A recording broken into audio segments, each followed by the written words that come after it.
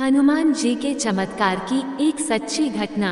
ये कहानी दिल्ली की एक मलिन बस्ती की है, जहाँ पर पूजा शर्मा नाम की एक 12 साल की बच्ची अपने गरीब माता पिता के साथ रहती थी। उसके माँ बाप दोनों मजदूरी करके अपना पेट भरते थे। पूजा अपने स्कूल से आने के बाद शाम तक घर में अकेली रहती थी। आसपास के पड़ोसी उसका ख्याल रखते थे। एक बार पूजा के पड़ोस के घर में एक रिश्तेदार रुकने आया, जिसकी उम्र 20 साल थी। उसकी पूजा पर गलत नजरें थी और वह काफी समय से पूजा को घूरता था, लेकिन पूजा इस बात से पूरी तरह अनजान थी। बचपन से ही पूजा का मन हमेशा धार्मिक गतिविधियों में लगा रहता था। कभी धार्मिक पुस्तकें पढ़ना या सत्संग में आना जाना। वैसे तो पूजा हनुमान जी को अपना परम भगवान मानती थी। रोज सुबह उठकर पूजा मंदिर जाती थी और वहां से आकर घर पर भी बजरंगबली की पूजा करती और उसके बाद ही वह कुछ खाती थी। एक बार वह सुबह के समय स्कूल की ड्रेस पहनकर मंदिर में पूजा करने जा रही थी। अचानक बीच सड़क पर एक अनजान कार रुकी। उसमें से कुछ लोग निकले और पूजा को उठाकर कहीं दूर ले गए। इससे पहले कि कोई कुछ समझ पाता, वे दरिंदे पूजा को लेकर एक सुनसान जगह पर चले गए। उन्होंने पूजा को बेहोशी वाली दवा सूंघा दी ताकि वह किसी को पहचान ना पाए। इस पूरी घटना को अंजाम देने वाला पूजा का पड़ोसी रिश्तेदार था, जिसने अपने दोस्तों को भी पूजा के बारे में बताया और फिर इस साजिश में उनको भी शामिल कर लिया। ये लोग पूजा को एक सुनसान से जंगल में ले गए, जहाँ पर कोई भी आता जाता नहीं था। इसके बाद उन्होंने पूजा को जमीन पर लेटा दिया। इतने में वे कुछ कर पाते, पूजा को होश आ गया और वह भागने की कोशिश करने लगी। फिर उन लोगों ने पूजा को पेड़ से बांध दिया। इतने में ही वहाँ पर एक अद्भुत मनुष्य आया, जिसके चेहरे पर एक अलग ही चमक नजर आ रही थी। वह कोई साधारण पुरुष नहीं लग रहा था, बल्कि वह कोई महाबली ही लग रहा था। ऐसे में वे लड़के भी उस महाबली को नहीं देख पा रहे थे। उसके शरीर में से जिस तरह का तेज आ रहा था, उसमें उन लोगों को कुछ नजर नहीं आ रहा था।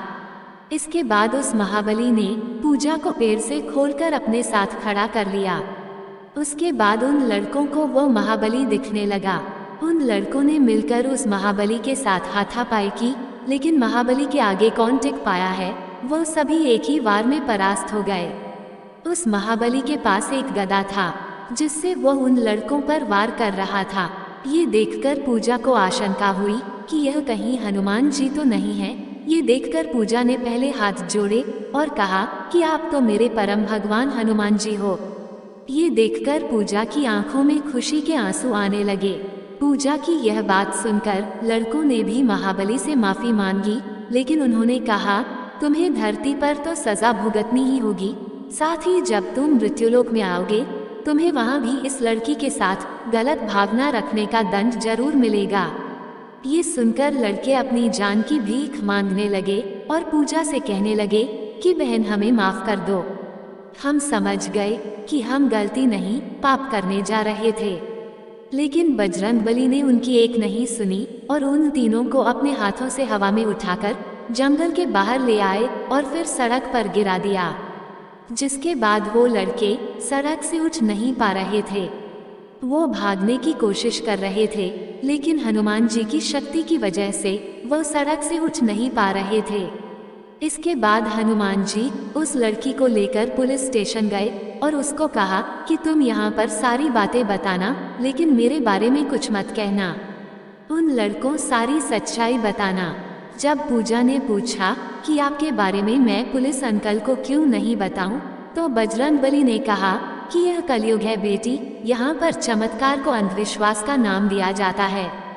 तुम अगर मेरे बारे में कुछ भी बताओगी तो ये लोग यकीन नहीं करेंगे और तुम्हारी सारी बातों को झूठ मानेंगे।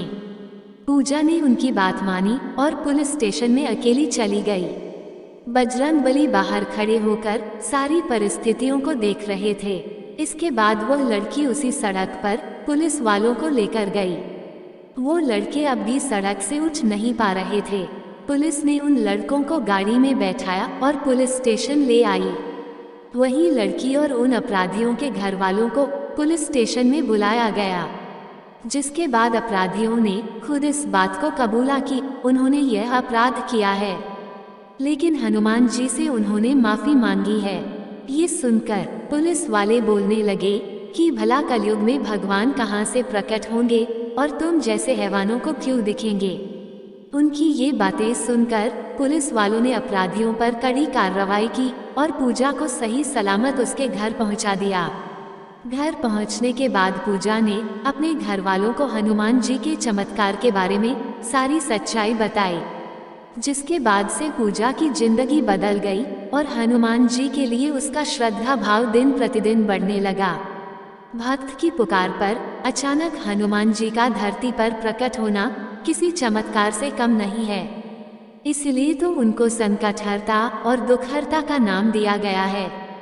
दोस्तों, आपको ये सच्ची कहानी कैसी लगी, कृपया कमेंट करके जरूर बताएं। वीडियो पसंद आया हो तो लाइक करें और ऐसी ही और भी बहुत सारी कहानियों को सुनने के लिए चैनल को सब्सक्राइब जरूर करें। धन्यवाद।